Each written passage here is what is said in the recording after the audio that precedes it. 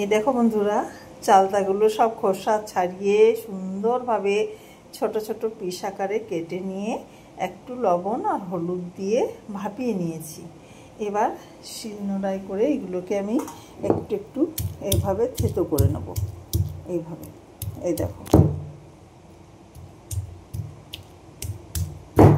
একটু ভেঙে নেব। এভাবে পুরোটা করে নেব।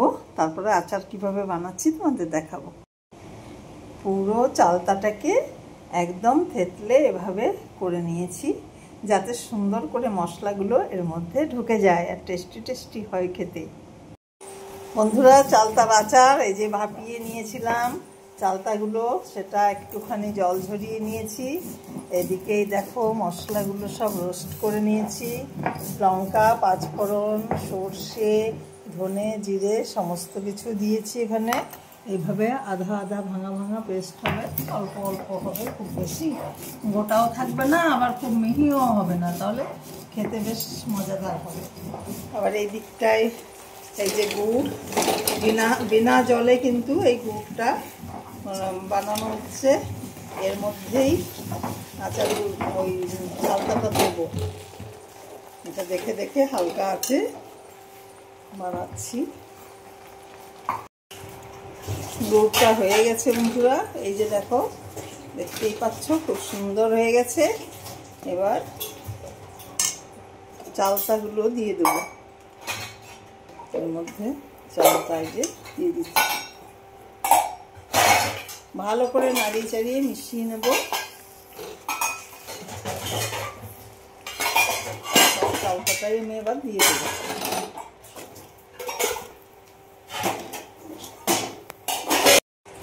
এভাবে নাড়িয়ে চাড়িয়ে সুন্দর করে মিশিয়ে নিয়েছি, আর একটু নাড়াচাড়া করে ভালোভাবে হতে দিচ্ছি। আর পাশের থেকে এবার আমি তৈরি করে রাখা মশলাগুলো দিয়ে দিচ্ছি এইভাবে। এটাও ওইভাবে নাড়িয়ে নেব, ঘুরিয়ে ঘুরিয়ে সমস্ত চালতার গায়ে যাতে মশলাটা মেখে যায় সেইভাবে দেব।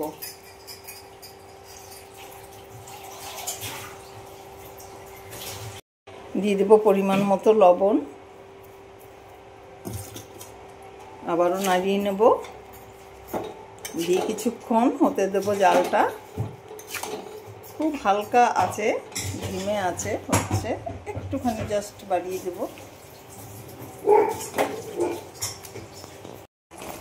এদিকে আচারটা ফুটছে, ফুটতে ফুটতে আমি কিছুটা তেল দিয়ে দিচ্ছি কড়াইতে।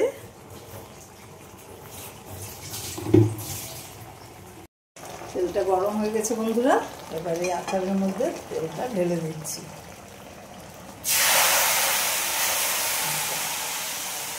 এইবার হচ্ছে আচারের দেখো, একটু থাকবে এভাবে।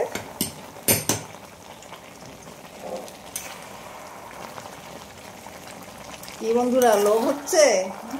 টক ঝাল মিষ্টি আচার হয়ে গেছে দেখো। এই দেখো কত সুন্দর। একটু পরিশ্রম করতে হয়, কিন্তু খেতে বেশ ভালোই লাগে। বন্ধুরা, আচারটা হয়ে গেছে। এই দেখো, এইরকম ভেজা ভেজা থাকবে, কারণ গুড় তো একেবারে টেনে গেলে পরে কিন্তু আর তখন শক্ত হয়ে যাবে, তো খেতেও ভালো লাগবে এরকম থাকলে। এইভাবে তোমরাও ভালো লাগলে বানিয়ে নেবে, আশা করছি তোমাদেরও ভালো লেগেছে। আর আচারটা ঢেলে নিচ্ছি।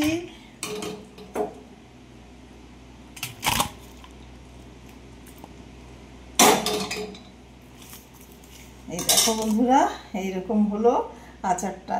তোমাদের ভালো লাগলে বানিয়ে খেও। রেসিপিটা পুরোটাই দিচ্ছি, কষ্ট করে দেখে নিও। আবারও দেখা হবে অন্য কোনো রান্না নিয়ে পরের ভিডিওতে। ততক্ষণ সবাই ভালো থেকো, সুস্থ থেকো, পাশে থেকো।